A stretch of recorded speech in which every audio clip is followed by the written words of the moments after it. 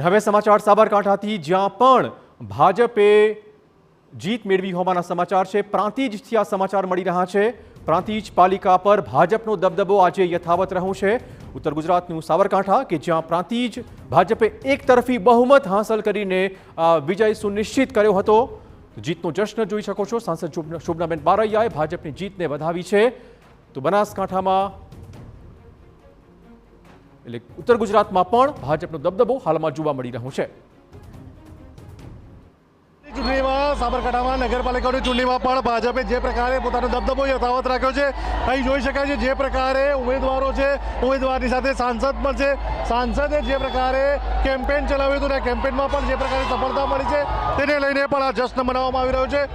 શોભનાબેન, શું કહેશો? આજે આ જીત મળી રહી છે, જે પ્રકારે સફળતા મળી રહી છે, આ જીત વિકાસની જીત છે।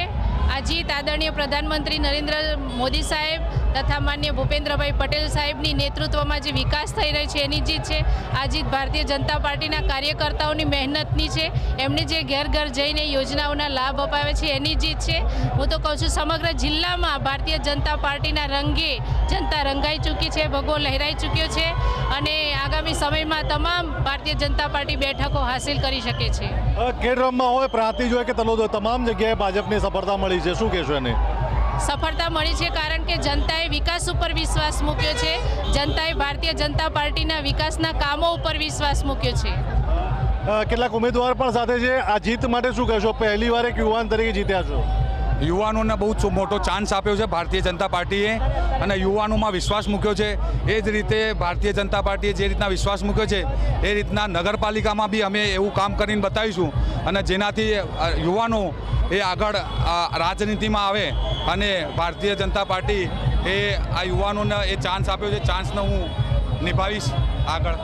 જે પ્રકારે જોઈ શકાય છે જે અપેક્ષા હતી એ અપેક્ષા મુજબનું પરિણામ જે છે તે જાણે કે ભાજપને મળ્યું તે પ્રકારની ખુશી છે તે વર્તાઈ રહી છે અને અપક્ષો જે હતા તે અપક્ષોનું પણ જાણે કે જે દબદબાની વાત હતી તેનો કોઈ પણ પ્રકારે હિસાબ ન રહ્યો તે પ્રકારની સ્થિતિ સર્જાઈ હતી। અવનીશ ગોસ્વામી, TV9 સાબરકાંઠા। અને હવે સમાચાર ખેડાથી, જ્યાં મહુધા નગરપાલિકામાં પણ ભાજપે ઐતિહાસિક જીત મેળવી હોવાના સમાચાર। ઇતિહાસમાં પહેલી વખત મહુધા પાલિકા ભાજપે કબજે કરી છે। 24 બેઠકોમાંથી 14 બેઠકો પર ભાજપનો વિજય થયો છે। અહીંયા વર્ષો પછી ભાજપને પૂર્ણ બહુમતી મળી રહી છે।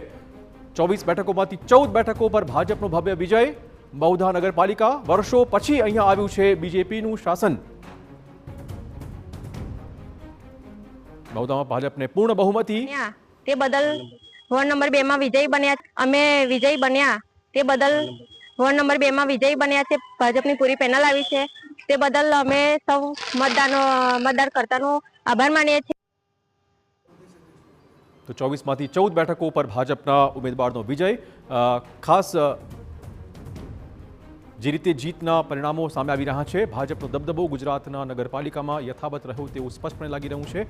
મૌલિક, જે ઉમેદવારોની પસંદગી થઈ, તમે જુઓ, તમે બાઇટ સાંભળી હશે ભાજપના નેતાની, એમણે કીધું કે યુવા વર્ગને પ્રાધાન્ય આપવામાં આવ્યું ઉમેદવારની પસંદગીમાં। લગભગ એ જ ફાયદો ભાજપને મળી રહ્યો છે। 100% ભાજપની એક સ્ટ્રેટેજી છે કે દર વખતે ચૂંટણીની અંદર એ નવા યુવા મતદારોને લાવે છે અને તેને કારણે જ પ્રજાની સમક્ષ એ આખો માહોલ છે, એ ક્લેવર છે, એ બદલાઈ જાય છે। નગરપાલિકાની ચૂંટણી હોય, ધારાસભ્યોની ચૂંટણી હોય કે લોકસભાની ચૂંટણી હોય, જે નામ સંભવિતમાં હોય એ નામ હોય જ નહીં। કંઈક એવું જ નામ આવે કે જે દોડતું નામ હોય, પ્રજાની વચ્ચે પહોંચતું નામ હોય અને ભાજપે પણ કંઈક આવું જ કર્યું છે। ઘણા બધા નગરપાલિકાઓની અંદર જે છાપેલા કાટલા, આપણે જે શબ્દ કહીએ, એ છાપેલા કાટલાઓને નિરાતે આરામ માર્ગદર્શન મંડળની અંદર ગોઠવી દીધા અને નવા યુવાનોને લીધા અને તેને કારણે શું થાય છે કે જે બીજી પેઢીને તમે પહેલી પેઢી બનાવો એટલે આખું રિવોલ્યુશન આવે છે।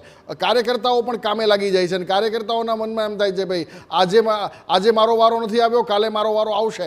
એટલે નવો ચહેરો જ્યારે સામે આવે છે ને એને કારણે એન્ટી ઇન્કમ્બન્સી જે ફેક્ટર જે છે એ પણ અહીંયા કાંઈ એવું કહેવાય કે એની અસર થતી નથી અને એને કારણે ભાજપને ધાર્યું પરિણામ મળી જાય છે। નરેશભાઈ, ઉમેદવારની પસંદગીમાં હવે ક્યાંક મંથન કરીએ તો લાગે છે કે જે વિખવાદ ચાલ્યો, ધારાસભ્યને પણ ઉતાર્યા, ક્યાંક બોર્ડ પ્રમુખને પણ લડાવાયા છે અને તે પણ પોતે ચૂંટણી હારી ગયા છે, તો ઉમેદવારની પસંદગીમાં ક્યાંક મિસ્ટેક થઈ ગઈ છે। ચોક્કસપણે ઉમેદવાર જ્યારે પાર્ટી પસંદ કરવા બેસતું હોય પક્ષ ત્યારે એ ઉમેદવારની